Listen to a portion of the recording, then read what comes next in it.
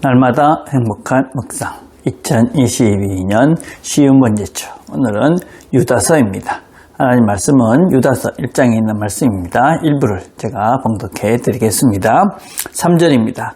사랑하는 자들아, 우리가 일반으로 받은 구원에 관하여 내가 너희에게 편지하려는 생각이 간절한 차에 성도에게 단번에 주신 믿음의 도를 위하여 힘써 싸우라는 편지로 너희를 권하여야 할 필요를 느꼈노니 이는 가만히 들어온 사람 몇이 있습니다. 그들은 예적부터 이 판결을 받기로 미리 기록된 자니 경건하지 아니하여 우리 하나님의 은혜를 도리어 방탕한 것으로 바꾸고 홀로 하나이신 주제 곧 우리 주 예수 그리스도를 부인하는 자니라.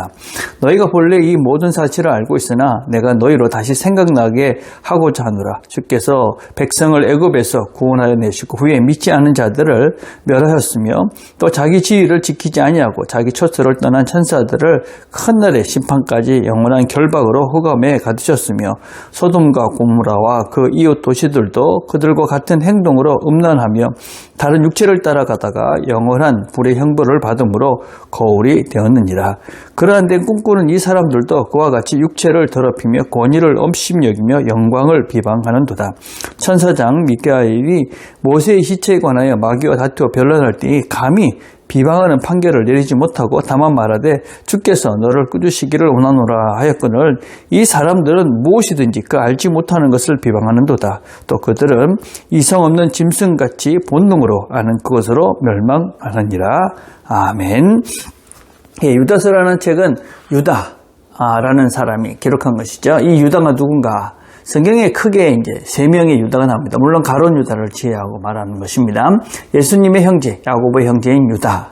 이렇게 있고, 또 사도 유다가 있습니다. 그리고 사도행전 15장에 등장하는 그리스 일꾼으로서의 그런 사도가 있습니다. 근데 유다서를 기록한 사람은 1장 1절에서 얘기하는 것처럼 야고보의 형제, 유다 이렇게 얘기하는 것을 보아 아마 예수님의 형제 중에 한 명이었던 유다라고 이야기를 합니다. 그는 자신을 향해서 그리스도의 종이다 이렇게 이야기하고 야고보의 형제다, 예수님의 형제라는 표현을 굳이 쓰지 않습니다. 왜냐하면 자신이 누군지를 정확하게 알고 있었기 때문에 그렇습니다. 그래서 유다서는 예수님의 형제 중에 한 명인 유다가 쓴 것이다 하는 것이 일반적인 견해입니다. 이 편지를 받은 사람들은 팔레스타인 지역에 사는 아마 그리스도인 공동체가 아닐까, 정확하게 누군지를 알 수 없다.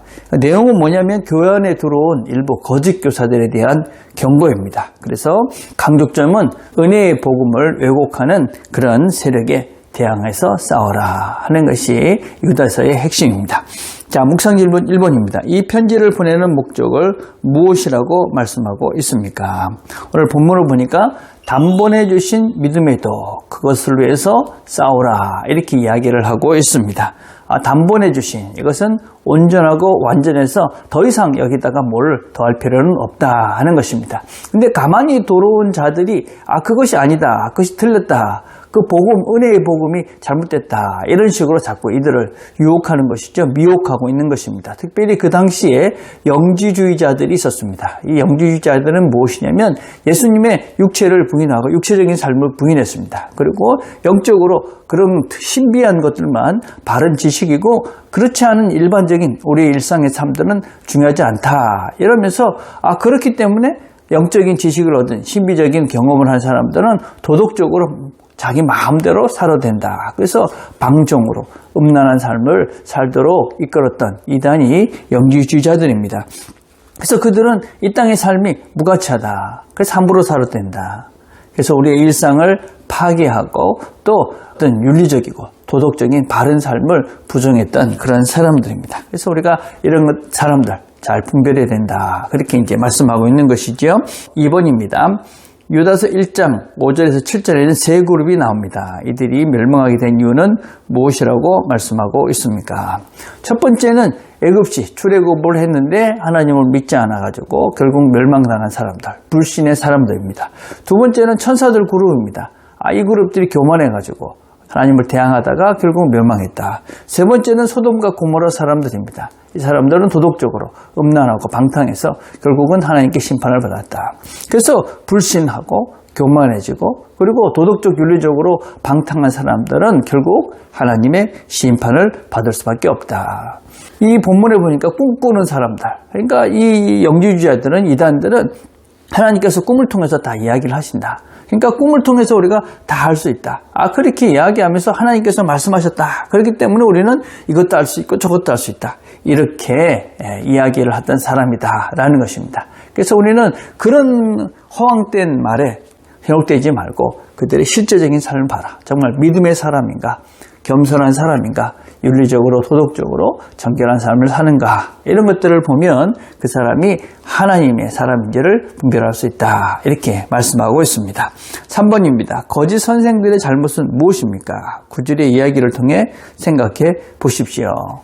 이 사람들의 특징은 우리는 다 한다 하는 것입니다. 그러면서 알지도 못하는 것까지도 다 한다고 이야기하면서 무조건 다른 사람들은 틀렸다 이렇게 이야기합니다. 그 당시에 이 영지주의자들의 특징은 무엇이냐면 영적 우월주의입니다. 신비로운 것을 내가 다 경험했고 신비로운 것을 내가 다 안다. 너희들은 모른다. 그러니까 무조건 나는 맞고 너희들은 다 틀렸다. 이렇게 이야기하던 사람이 당시의 영지주의자들, 이단들입니다. 지금도 그런 사람들 참 많죠. 나만이 알고 있다. 내가 하나님의 신비로운 것을 다 알고 있고 너희들은 모른다. 이런 신천지 같은 이단들이 그런 소리를 하고 있는 것이죠. 근데 그런 것들에 현혹되면 안 된다. 그러면서 그들이 그렇기 때문에 우리는 신비로운 것을 다 알고 그래서 이 모든 죄로부터 자유해서 아무거나 막 해도 된다. 그래 방탕한 생활로 그들을 이끌어가고 있습니다. 도덕적인 그런 모든 것에서 해방됐다. 이렇게 하는 것이죠. 그래서 그들은 세워진 교회의 권위를 무시했습니다. 그리고 결국은 자기의 육체적 본능을 따라서 살았습니다. 불평하고 불만하면서 기본적인 그런 권위들을 따르지 않았습니다. 그러면서 나만이 다 옳다. 그러면서 이제 자랑한 것이죠. 분쟁이고 영적으로 교만해지고 이기적이고 정욕적인 삶을 살았던 사람들입니다. 예수를 믿지 않은 실질적인 그런 모습들이 거기서 나타나는 것이죠. 거짓 선생들을, 거짓자들을 보면 우리가 다 보이는 것이죠. 잘 보면 우리가 볼 수 있다.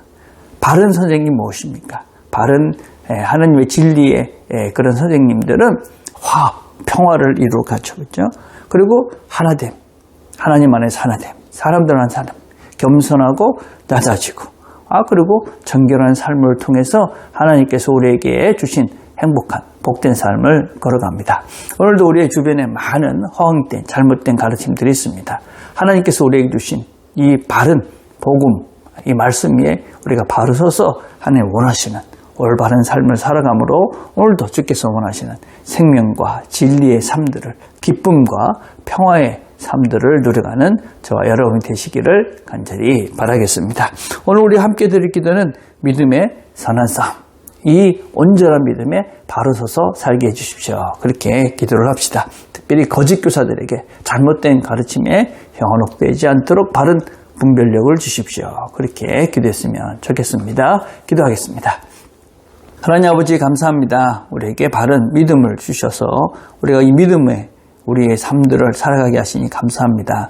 잘못된 많은 가르침에 현혹되지 않고 바른 말씀에 서서 진리의 걸음을, 생명의 걸음을, 복된 삶을 살아가는 이 하루가 되도록 은혜를 베풀어 주시옵소서. 예수님의 이름으로 기도드립니다.